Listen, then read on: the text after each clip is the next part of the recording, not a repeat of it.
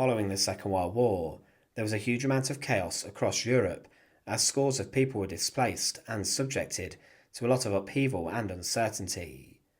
Inside of lands which were placed under occupation by the Nazi authorities, there were many who suffered at the hands of what came next. Inside countries such as Czechoslovakia, there was a huge amount of Soviet influence as they liberated the country, and many people opposed the regime that came in.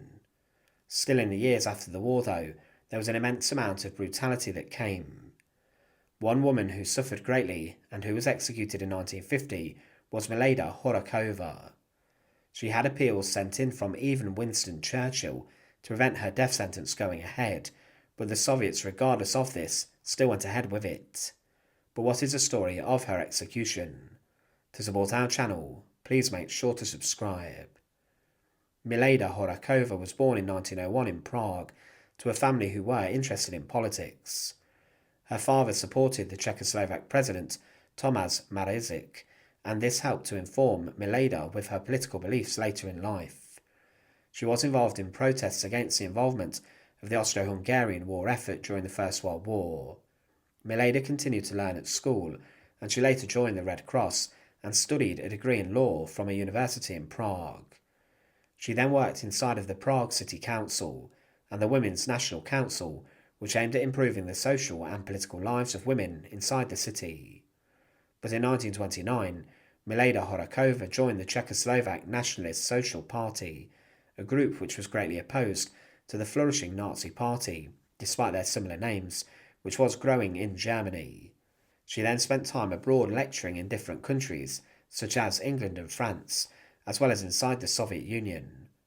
Whilst inside the Soviet Union, she experienced life under Bolshevik rule, and she feared what would come later if the nation had greater influence on Czechoslovakia. Adolf Hitler would look towards Czech lands to expand his Reich and empire, and under the Munich Agreement he was practically given the Sudetenland, a region of it. This was catastrophic in the opinion of Milada Horakova, and she actually took action to help refugees flee the region and then to resettle.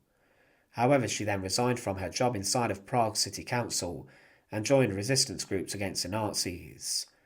Along with her husband in 1940, she was arrested and interrogated by the Gestapo, the Nazi secret police, but she refused to give up any information about the underground resistance networks. The Nazis would later seize control of different regions, and SS men such as Reinhard Heydrich were brought in to deal with the Czech people and to keep them under submission and productive for the German Reich. Czechoslovakia was regarded as the armaments factory of the Reich, and because of this the Czech people were terrorised to work hard for their Nazi overlords. Heydrich and other SS officials had people strung up in the streets, and people began to disappear, being sent to execution chambers inside Nazi prisons. In 1942, Reich Protector of Bohemia and Moravia Reinhard Heydrich was assassinated in Prague by Czech SOE agents, and because of this there was a huge amount of brutal reprisal ordered. Milada Horakova following this was transferred to the Terezin ghetto, where there was a concentration camp also established in the small fortress. She was inside of here reunited with some of her friends in the resistance, and was actually in October 1944 sentenced to death by the Nazis. However, her execution was never carried out by the Nazis, and her sentence was commuted to 8 years hard labour, and she spent less than one of these years working before she was liberated by American forces. After the liberation of Czechoslovakia, Milada rejoined the Czechoslovak National Social Party, and this was under the leadership of Edvard Beneš. She even served as a Member of Parliament in 1946, but she knew the country needed the support of Western nations to be able to resist the pressure from the Soviets, and the country fell under heavy Soviet influence. She tried to rally her people to support Beneš's work, and she was a chair of the Council of Czechoslovak Women, and also became the deputy chair for the Union of Liberated Political Prisoners.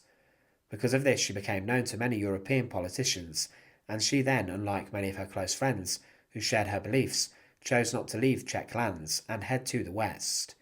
She became more politically active in Prague and resigned from Parliament in protest, but on the 27th of September 1949 she was arrested after being considered a leader of a plot to overthrow the communist regime and order in her country.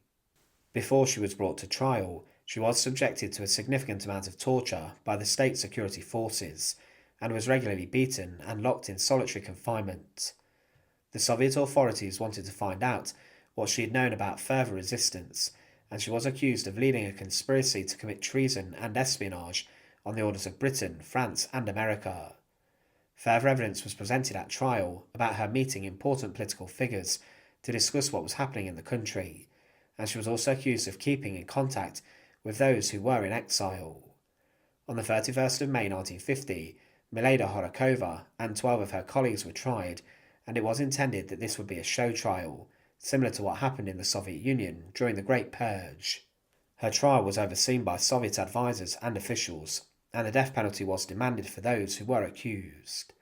The trials were a sham, and they secured confessions of guilt from the accused. The reality was that these were false, and Horáková tried to defend herself, and even the president claimed no one in this country should be put to death or be imprisoned for their beliefs.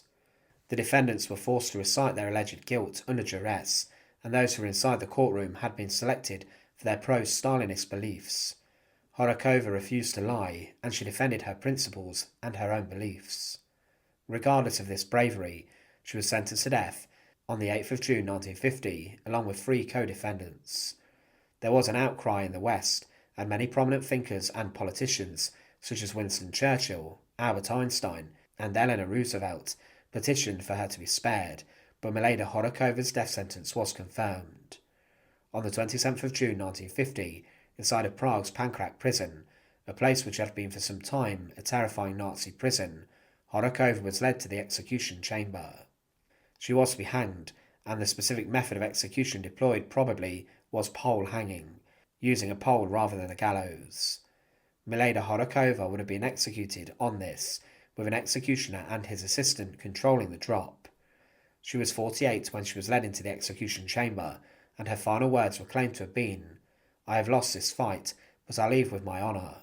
I love this country, I love this nation. Strive for their well-being.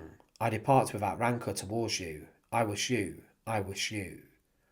The executioner led her up onto a stool which had been placed under the post, and he then secured the noose around her neck, and passed a system of ropes and pulleys at the top and the bottom of the post. When the chest sling around her middle was released, which held Horáková up, she jerked downwards, and the executioner would have tried to dislocate her neck. Some executioners claimed that this method was more successful than using a gallows. Following her execution, Milada Horáková's body was cremated, but her ashes were not returned to her family and have been since lost. Milada Horáková's execution attracted a huge amount of criticism across the world, especially for the fact she was condemned in a terrible Soviet show trial. She was a woman who tried to stand up for her own political beliefs for many years and for decades, and she resisted the Nazis and then Stalinism. She spent much of the Second World War inside of a Gestapo prison and then a ghetto system, and for some she was deemed as a rather dangerous woman, but to others, Milada Horáková is a hero. Thanks for watching. To support our channel, please make sure to subscribe, and once again, thank you so much for watching.